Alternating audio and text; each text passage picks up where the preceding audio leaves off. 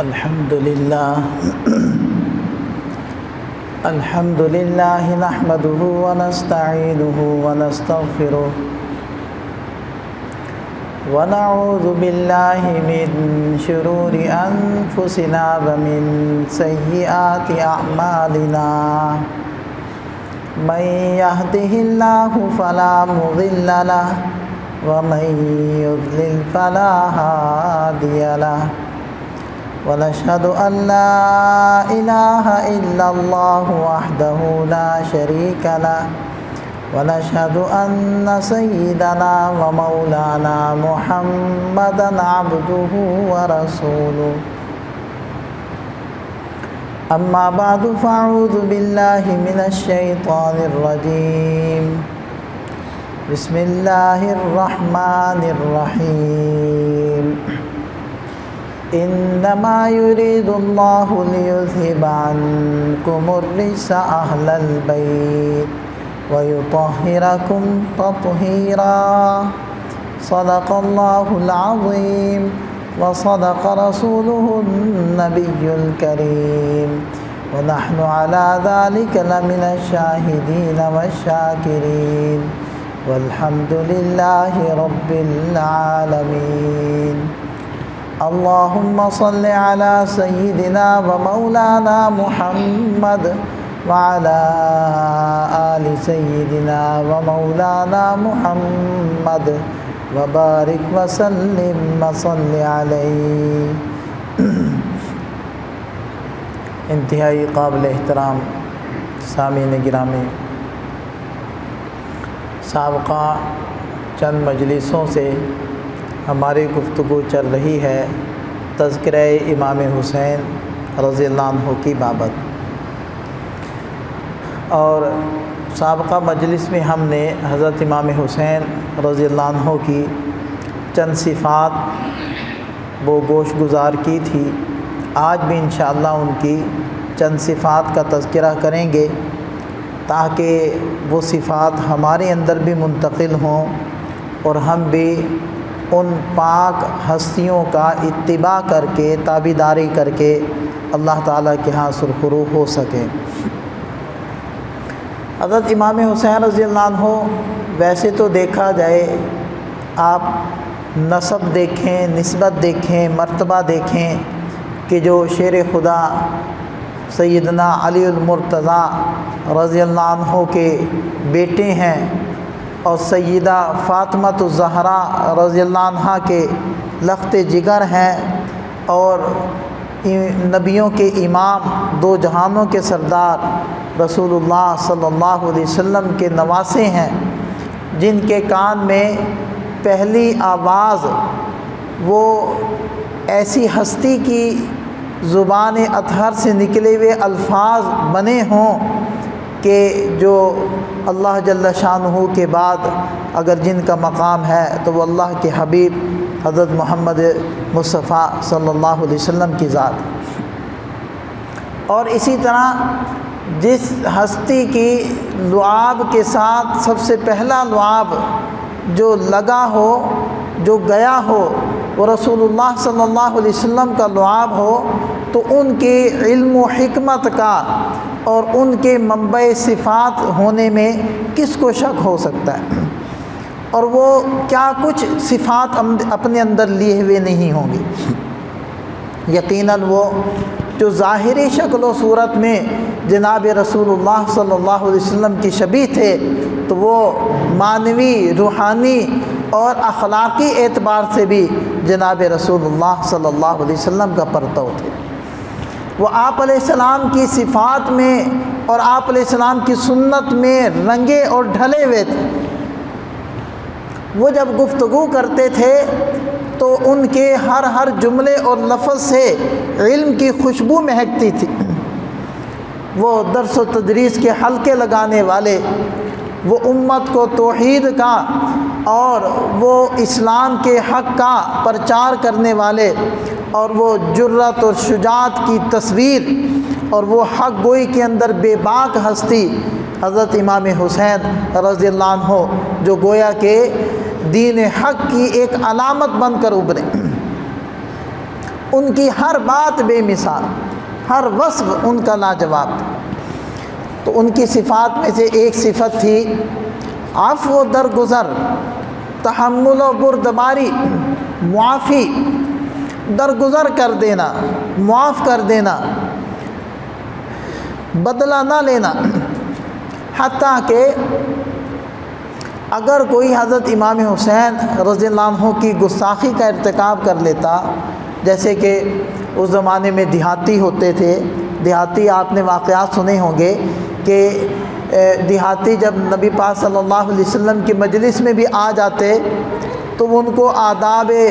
نبوت کی کوئی پاسداری نہیں ہوتی تھی، حتیٰ کہ وہ واقعہ جو مسجد النبوی کے اندر پیشاب کرنے کا ہے وہ بھی ایک دیہاتی کا ہے۔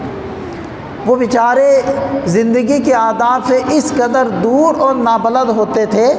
کہ وہ مسجد کے اندر آئے اور وہاں پیشاب کرنا شروع کر، اور وہ آتے تھے تو بے دھڑک ہو کر نبی پاک صلی اللہ علیہ وسلم کو خطاب کر لیتے تھے اور آپ علیہ السلام سے سوالات پوچھ لیتے تھے، اور بعض سوالات ایسے بھی پوچھ لیتے تھے کہ جو نازیبہ قسم کے ہوتے تھے۔ تو اسی طرح وہ دیہاتی جب آپ علیہ السلام کی مجلس میں آتے اور ایسی حرکت اور ایسی گستاخی کر لیتے، آپ علیہ السلام ان کی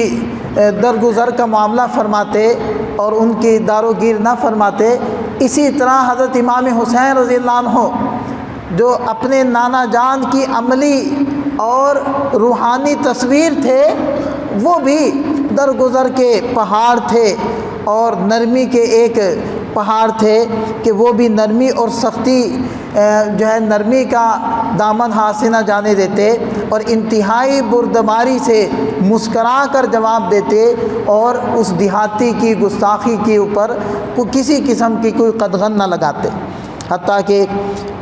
چند لوگوں نے پوچھا بھی کہ حضرت یہ کیا بات ہے کہ اس آنے والے صاحب نے بڑے گستاخانہ انداز کے اندر بات کی، بڑی بدتمیزی کے اندر بات کی، آپ نے بڑا مسکرا کر جواب دیا،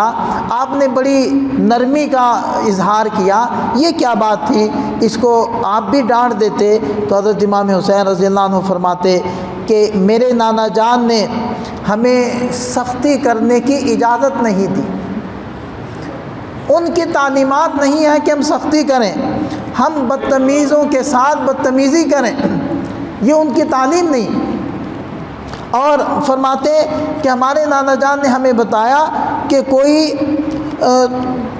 تم سے پتھر بن کر مخاطب ہو تو تم اس سے موم کی طرح نرم ہو کر بات کرو۔ حتیٰ کہ ایک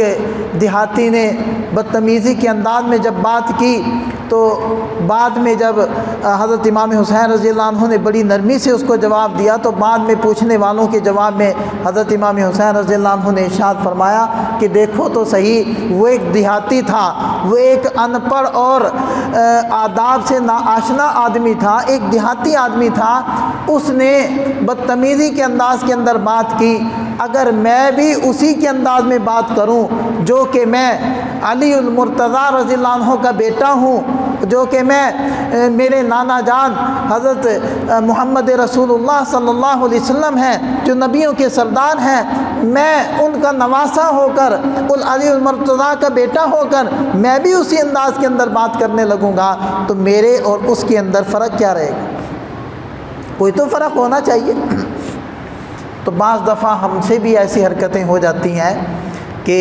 کوئی ہم سے بدتمیزی کر رہا ہوتا ہے تو ہم بھی اس سے بدتمیزی کرنے لگ جاتے ہیں، ہم بھی اس کے لہجے میں بات کرنے لگ جاتے ہیں اور یوں کہتے ہیں کہ جی اینٹ کا جواب پتھر سے دینا چاہیے، کوئی تھپڑ مارے تو آگے سے 2 لگانے چاہیے۔ یہ اسلام کی تعلیمات نہیں، اسلام یہ نہیں کہتا۔ اسلام کہتا ہے کہ اگر تم نرمی اختیار کرو گے کانہ ولی حمیم، ہم اس کو ایسا کر دیں گے جیسے وہ تمہارا بہت ہی پکا دوست ہے۔ ایک دیہاتی ایک صاحب نے قرضہ دیا اور وہ غالباً حضرت سعد ابن سعنہ رضی اللہ عنہ تھے جو اس وقت تک مسلمان نہیں ہوئے تھے، یہودی تھے، اور انہوں نے قرضہ دیا، اور قرضہ دیا بھی اسی لیے تھا کہ میں آپ صلی اللہ علیہ وسلم کی نرمی اور تحمل اور بردباری کو جانچوں کہ کتنا ہے۔ تو تاریخ اور وقت پورا ہونے سے پہلے وہ آ گئے اور کہنے لگے کہ مجھے میرا قرضہ واپس دیں۔ تو نبی پاک صلی اللہ علیہ وسلم نے ارشاد فرمایا کہ ابھی تو ہمارے پاس نہیں ہے، ویسے بھی ابھی تو تمہاری مدت باقی ہے قرضہ ادا کرنے کی، واپس کرنے کی، تو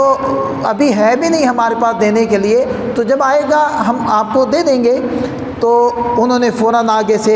یہ کہنا شروع کر دیا کہ اے محمد، آپ ٹال مٹول سے کام لیتے ہیں، ہمیں پہلے شک تھا کہ آپ ہمارا قرضہ واپس نہیں کریں گے، یہ اور وہ اس قسم کی باتیں کرنا شروع کر دی، جبکہ حضرات صحابہ کرام وہاں موجود تھے۔ حضرت عمر رضی اللہ عنہ بھی موجود تھے۔ انہوں نے عرض کیا کہ یا رسول اللہ، مجھے اجازت دیجئے، یہ گستاخ ہے، یہ بدتمیز ہے، ہم اس کی بدتمیزی کو برداشت نہیں کر سکتے، میں اس کی گردن اڑاؤں۔ نبی پاک صلی اللہ علیہ وسلم نے ارشاد فرمایا نہیں عمر، ایسا نہیں کرنا۔ اور پھر حضرت عمر رضی اللہ عنہ کو بھیجا اور فرمایا کہ جو صدقہ کی کھجوریں ہیں اس میں سے اس کو قرضہ ادا کرو اور اتنی مقدار زیادہ دینا۔ جب حضرت عمر رضی اللہ عنہ اس کو لے کر گئے اور اس کی قرضے کی جو مقدار تھی وہ ادا کی، جب وہ پوری ہو گئی، حضرت عمر برتن کو مزید بھرنے لگے تو اس نے کہا کہ میری قرضے کی مقدار پوری ہو چکی ہے۔ تو حضرت عمر رضی اللہ عنہ نے فرمایا کہ نبی پاک صلی اللہ علیہ وسلم نے ارشاد فرمایا تھا عمر، اس کو قرضہ پورا ادا کر کے مزید دینا، یہ اس کا بدلہ ہے جو تم نے اس کو ڈرایا اور دھمکایا ہے، اس ڈرانے اور دھمکانے کی وجہ سے یہ جو خوف زدہ ہوا ہے اس کے بدلے میں اس کو مزید عطا کرنا۔ جب یہ بات حضرت عمر رضی اللہ عنہ نے اس کو کہی تو اس نے وہیں ان کھجوروں کو چھوڑا اور کلمہ پڑھا اور کہنے لگا مجھے محمد صلی اللہ علیہ وسلم کے پاس لے چلو، میں نے جو دیکھنا تھا دیکھ لیا، میں جو آزمانا چاہتا تھا وہ آزمائش پوری ہو گئی۔ میں یہ دیکھنا چاہتا تھا کہ ہماری کتابوں میں لکھا تھا کہ نبی آخر الزمان وہ نبی ہوں گے کہ ان کی بردباری، ان کا تدبر، ان کا حوصلہ اور قوت برداشت ان کے غصے پر غالب ہوگی۔ میں یہ دیکھنا چاہتا تھا، بس وہ شرط پوری ہو گئی، مجھے لے چلو، میں تو مسلمان ہونا چاہتا ہوں۔ تو یہ حضرت امام حسین رضی اللہ عنہ انہی کے تو نواسے ہیں، انہی کے تو تربیت یافتہ ہے۔ ان کے کان میں پہلا لفظ جو اذان کا پڑا ہے وہ محمد الرسول اللہ صلی اللہ علیہ وسلم کے زبان اطہر سے نکلا ہے، آپ علیہ السلام کا لعاب مبارک ان کے اندر گئے، تو انہی کی تربیت ہے، انہی کا پرتو اور عکس ہے۔ لہذا حضرت امام حسین رضی اللہ عنہ بھی بردباری کے پہاڑ تھے۔ ایک مرتبہ انہوں نے اپنی باندی کے پاس کچھ دراہم رکھوائے، تو کچھ دنوں کے بعد انہیں جب ضرورت پڑی تو انہوں نے اس کو بلایا اور کہا کہ وہ درہم لاؤ، تو وہ بیچاری کانپنے لگی، گھبرا گئی۔ تو حضرت امام حسین رضی اللہ عنہ پوچھا کہ کیا بات ہے، کیوں خوف زدہ ہو؟ تو وہ کہنے لگی کہ بات یہ ہے کہ وہ دراہم میں نے جہاں رکھے تھے وہ مجھے مل نہیں رہے، وہ مجھ سے گم ہو گئے۔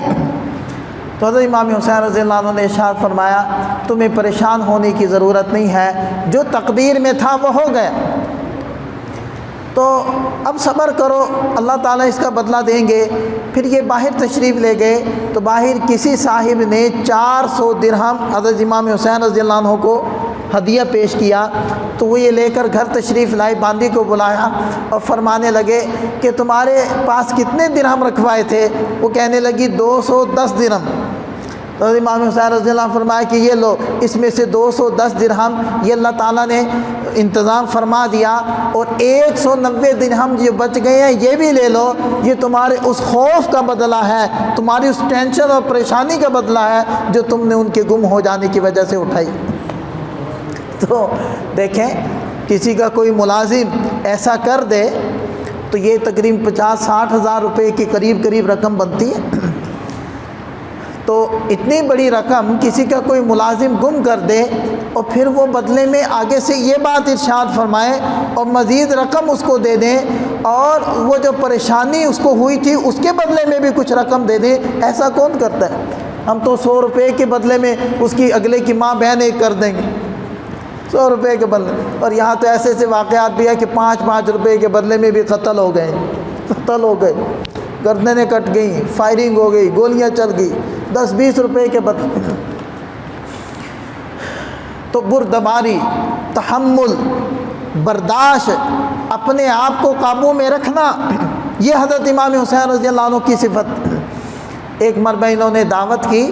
اور ان کے 2 صحابہ موجود تھے، تو جو خادم تھا وہ جلدی جلدی میں چیزیں لا رہا تھا، تو وہ ایک ڈونگا جس کے اندر شورما والا سالن تھا، تو بیچارہ لڑکھڑایا اور وہ ڈونگا اس کے ہاتھ سے چھوٹا اور وہ سیدھا گرا حضرت امام حسین رضی اللہ عنہ کے اوپر، اور سارے کپڑے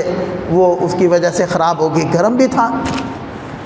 اب ایک فطرتی بات ہے کہ اس حالت میں جب مہمان بیٹھے ہوں اور آدمی اچھی پوشاک پہنے بیٹھا ہو، وہ پورا سالن کا ڈونگا اوپر آ پڑے اور وہ بھی گرم، تو غصہ آنا ایک فطرتی چیز ہے۔ تو حضرت امام حسین رضی اللہ عنہ نے غسیلی نگاہوں سے اس کو دیکھا، تو جب انہوں نے دیکھا کہ حضرت غصے میں ہیں، تو وہ بھی ایسے بڑے حضرات کے خدام تھے، انہیں بھی پتہ تھا کہ ان کی کمزوری کیا ہے، تو انہوں نے فوراً ہی قرآن کریم کی آیت پڑھی وَالْكَاظِمِينَ الْغَيْظَ،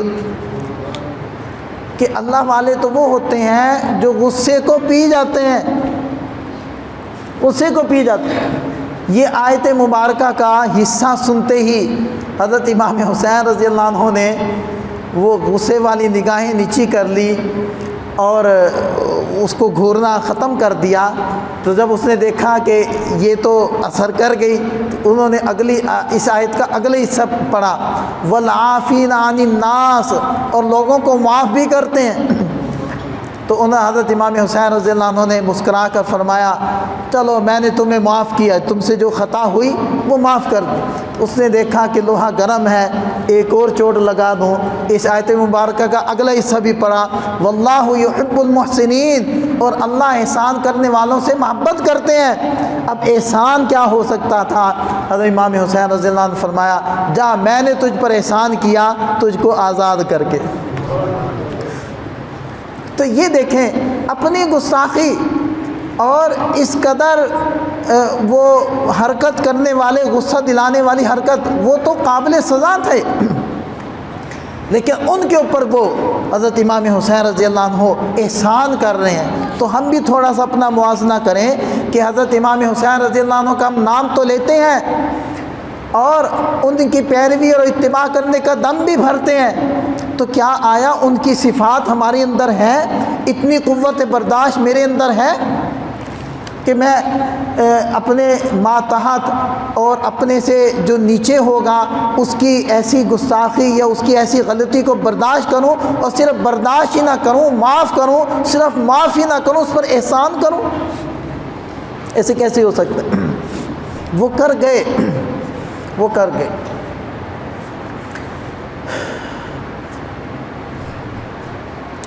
سید اسماعیل شہید رحمۃ اللہ علیہ، یہ شاہ ولی اللہ رحمۃ اللہ علیہ کے پوتے ہیں، اور شاہ ولی اللہ رحمۃ اللہ علیہ یہ وہ ہستی ہیں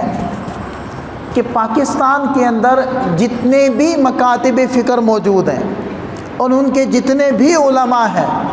ان علماء کی سند حدیث نبی پاک صلی اللہ علیہ وسلم تک شاہ ولی اللہ رحمۃ اللہ علیہ کو ٹچ کیے بغیر اوپر جاتی نہیں۔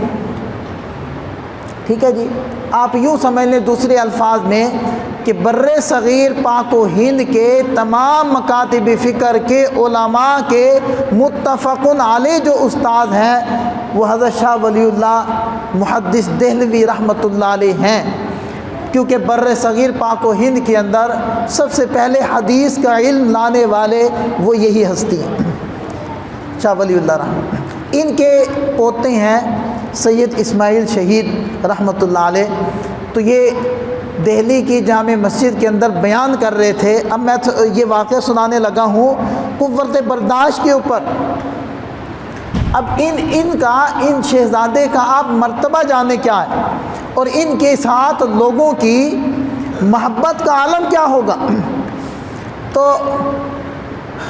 حضرت شاہ اسماعیل رحمۃ اللہ علیہ یہ بیان فرما رہے تھے، مجمع کھچا کھچ بھرا ہوا تھا، جامع مسجد بھری ہوئی تھی، لوگ لاکھوں کی تعداد میں اس زمانے میں ان کے بیان سننے کے لیے پہنچا کرتے تھے۔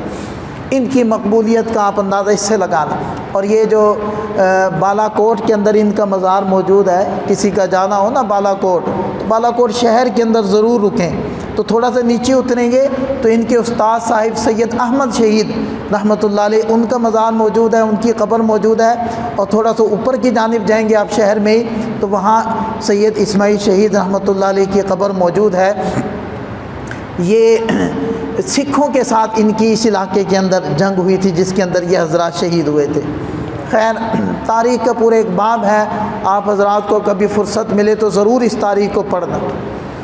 اس تاریخ کے اس حصے کو ضرور پڑھیے گا کہ کس طریقے سے کتنی قربانیاں ہوئی ہیں تو پاکستان ملا تھا۔ یہ صرف چند دنوں کی محنت سے نہیں یہ ملک بنتے، یہ صدیوں کی محنت تھی، صدیوں کی، اور ہزاروں کی تعداد میں لوگوں کی شہادتیں تھیں، کتنی جنگیں لڑی گئی تب جا کر یہ حالات پیدا ہوئے تھے۔ خیر، تو حضرت سید اسماعیل شہید رحمۃ اللہ علیہ دہلی کی جامع مسجد میں بیان کر رہے تھے۔ بیان کے دوران ایک صاحب کھڑا ہوا اور کہنے لگا کہ جی حضرت، ہمیں پتہ چلا ہے کہ آپ حرام زادے ہیں۔ ان کا مرتبہ اور مقام دیکھیں، ماحول دیکھیں، ان کے چاہنے والوں کی تعداد اور کثرت دیکھیں، اور بات دیکھیں کیا کی جا رہی۔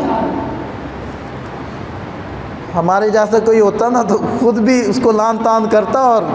کرواتا بھی چنگی بھلی۔ تو سید اسماعیل شہید رحمۃ اللہ علیہ بیان کرتے ہوئے خاموش ہو گئے اور فرمانے لگے، جواب اس سے بھی حیران کن ہے، فرمانے لگے آپ کی اطلاع غلط ہے۔ جواب سنیں، آپ کی اطلاع غلط ہے، میری ماں کے نکاح کے گواہ اب بھی اس شہر کے اندر موجود ہیں۔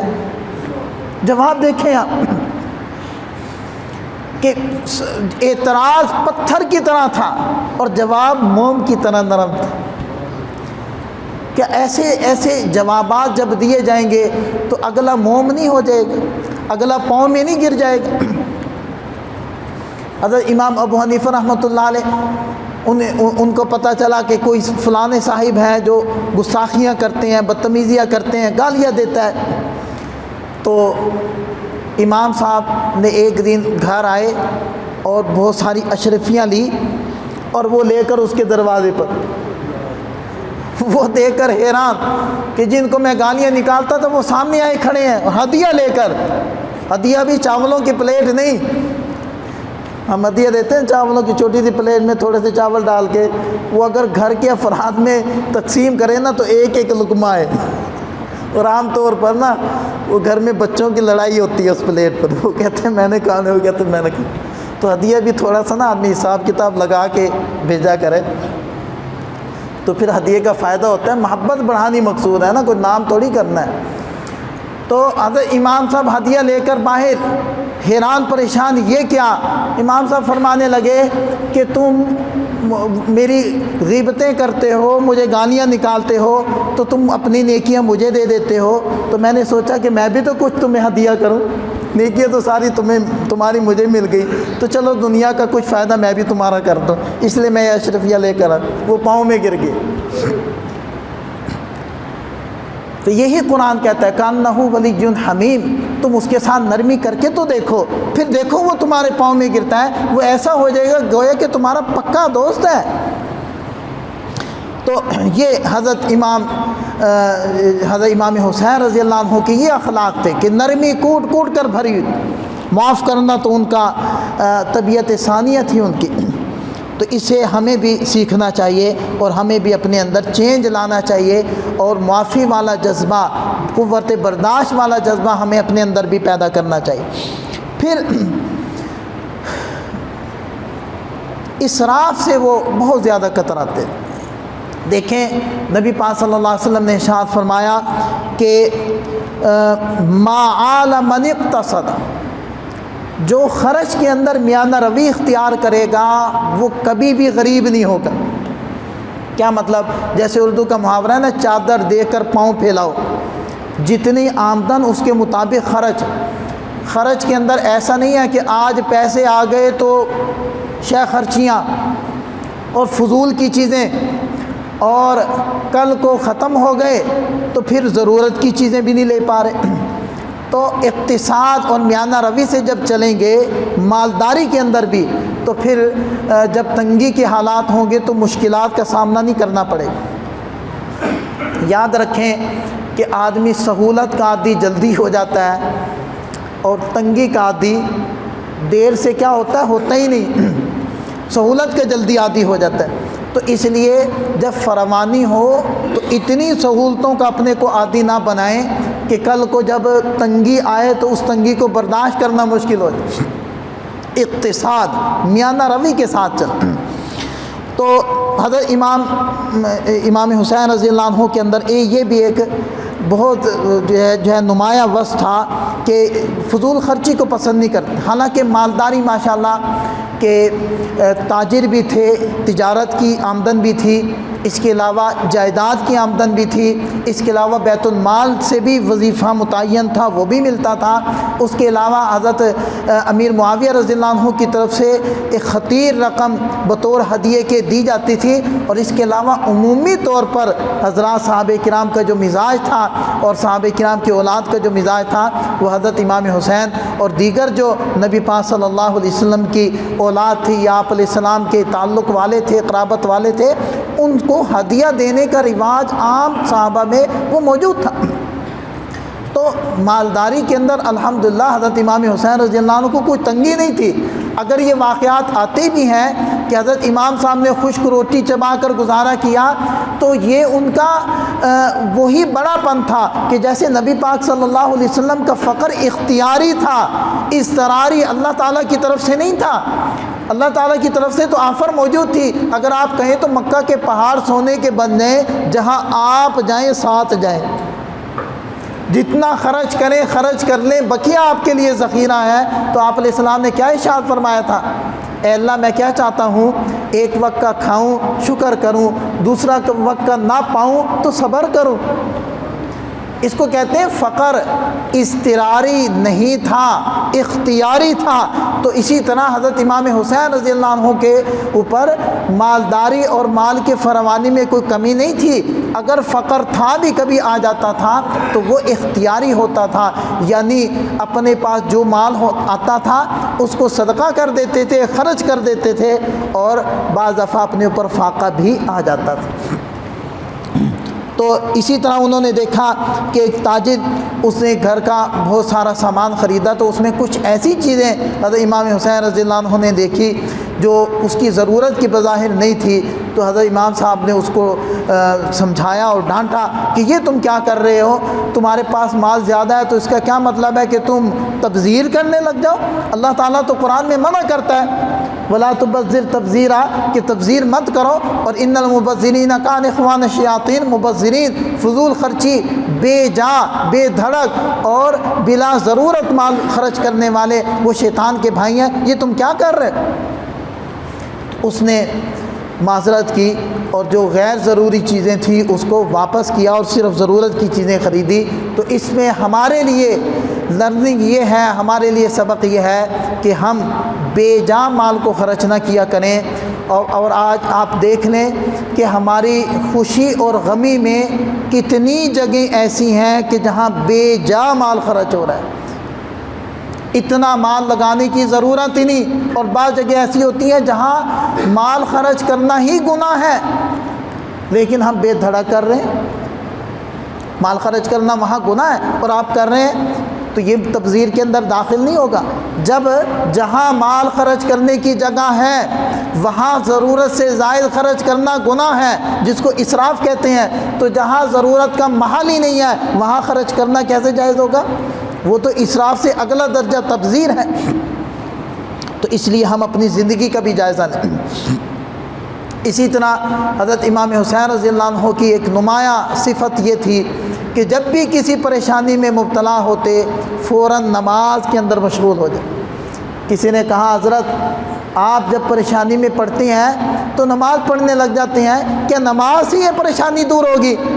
تو حضرت امام حسین رضی اللہ عنہ نے ارشاد فرمایا بھلے آدمی اللہ قرآن کریم میں ارشاد فرماتے ہیں وَاسْتَعِینُوا بِالصَّبْرِ وَالصَّلَاةِ کہ جب مصیبت میں پڑو صبر بھی کرو اور نماز کے ذریعے سے مدد بھی مانگو۔ تو اللہ تو قرآن میں کہیں نماز سے مدد مانگو، اور تم حیران ہوتے ہو کہ یہ مسئلہ نماز سے حل ہوگا؟ جنہوں نے کربلا کے میدان کے اندر بھی اپنی نماز کو قضا نہیں کیا،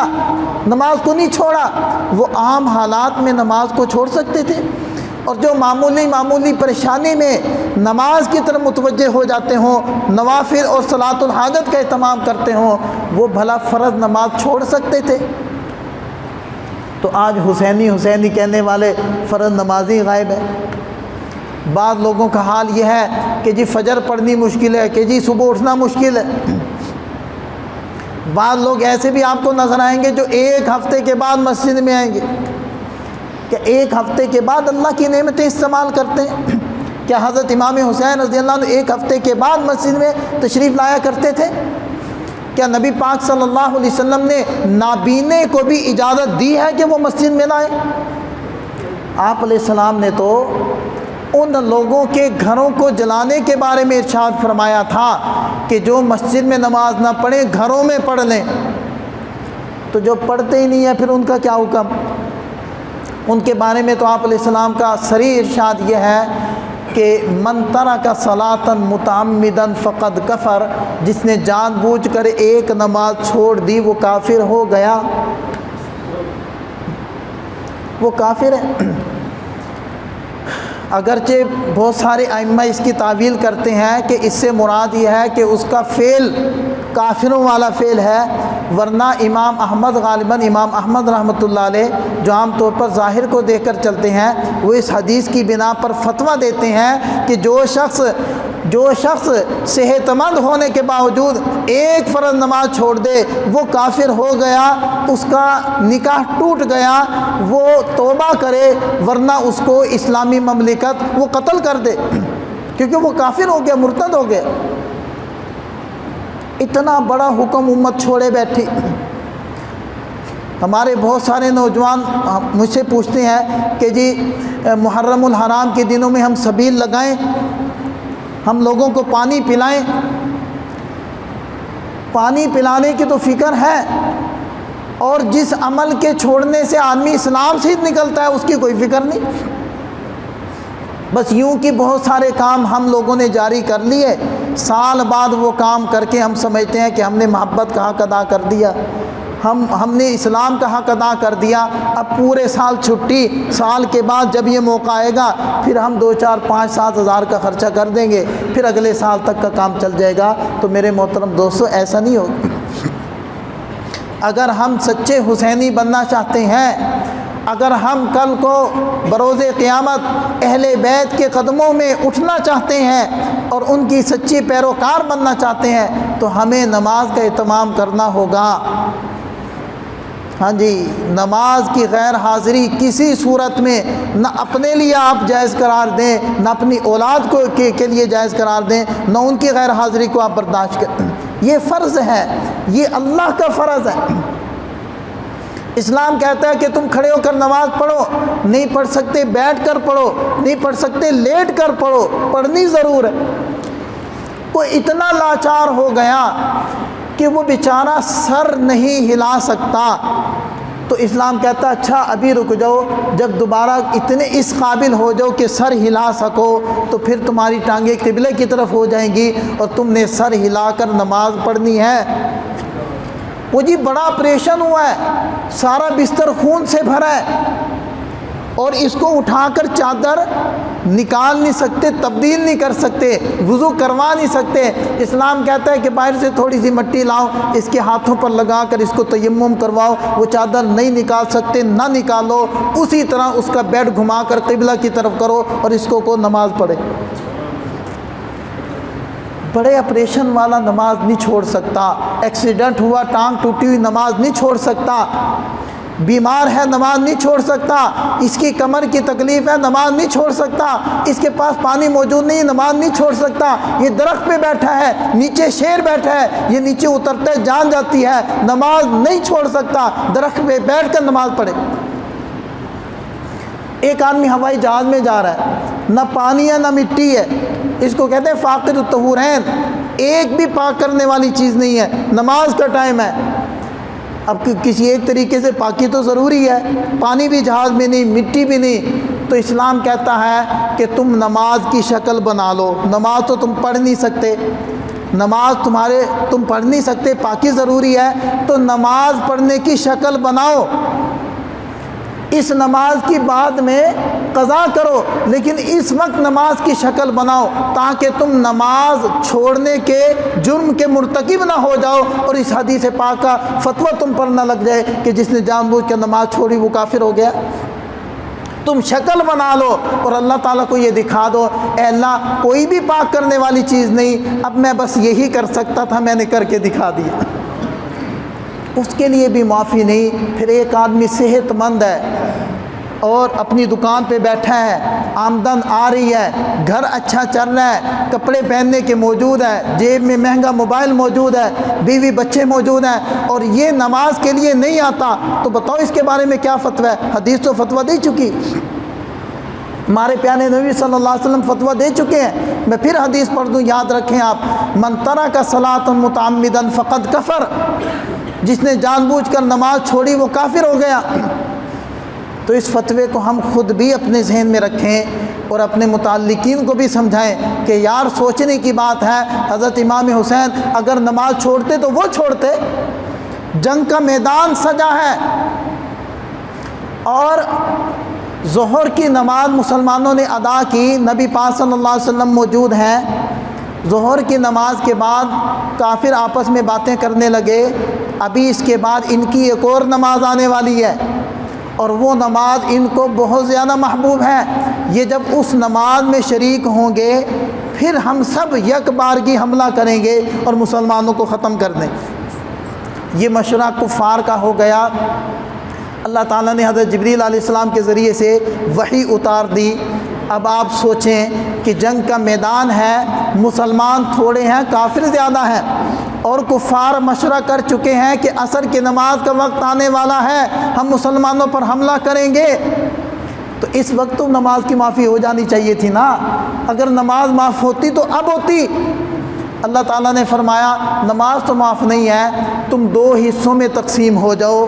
ایک جماعت مسلمانوں کی کافروں کے سامنے رہے، دوسری ٹکڑی آ کر آپ علیہ السلام کے پیچھے کھڑی ہو کر نماز ادا کرے، یہ 2 رکعتیں آپ علیہ السلام کے پیچھے پڑھیں، اور پھر یہ جا کر کافروں کے سامنے کھڑے ہو جائیں، وہ دوسری جماعت آئے، وہ آپ علیہ السلام کے پیچھے نیت باندھیں، وہ دوسری 2 رکعتیں پڑھے، اور پھر اپنی نماز پوری کرے اور واپس وہاں چلی جائے، اور وہاں سے وہ پہلی جماعت آئے اور اپنی بعد والی 2 رکعتیں ادا کریں۔ ان کے اس چلنے سے ان کی نماز ٹوٹے گی نہیں، ان کی نماز باقی رہے گی۔ نماز معاف نہیں ہے، جنگ کی حالت میں صلاۃ الخوف کا نیا حکم اللہ نے نازل کر دیا، تو جب جنگ کی حالت میں نماز معاف نہیں ہے، ہم مزے سے اپنی دکان پہ بیٹھے ہیں، اپنے گھر میں بیٹھے ہیں، ہمارا بچہ نوجوان ہے کمپیوٹر لگا کر یا موبائل پر بیٹھا ہے اور اذان ہو گئی اور وہ اس کو چھوڑ کر نماز کے لیے نہیں جا رہا، کیا ہم سے اللہ نہیں پوچھے گا کہ میں نے تو اپنے نبی کو، نبی کے صحابہ کو جنگ کی حالت میں نماز چھوڑنے کی اجازت نہیں دی تھی، اور تم مزے سے اپنے گھر میں بیٹھے رہے، اے سی چلا کر یا پنکھے کے نیچے بیٹھے رہے اور نماز ضائع ہوتی رہی، تمہیں پرواہ نہیں تھی؟ تو اس لیے نماز کے معاملے میں حضرت امام حسین رضی اللہ عنہ نے اپنے عمل سے ہمیں سکھایا کہ نماز کسی حالت میں معاف نہیں، اور اللہ قرآن میں فرما رہے ہیں اگر تمہارے اوپر کوئی مشقت، کوئی تکلیف، کوئی بیماری، کوئی بھی پریشانی آ گئی، ابتلا آ گئی، ہم اس کا حل تمہیں دے رہے ہیں، ایک نمبر تمہیں دے رہے ہیں، وہ ملا لینا، اور وہ کیا ہے؟ وَاسْتَعِینُوا بِالصَّبْرِ وَالصَّلَاةِ، صبر کرنا، اس کو برداشت کرنا، واویلا نہ کرنا، اور نماز پڑھنا، ہم تمہارا مسئلہ حل کریں گے۔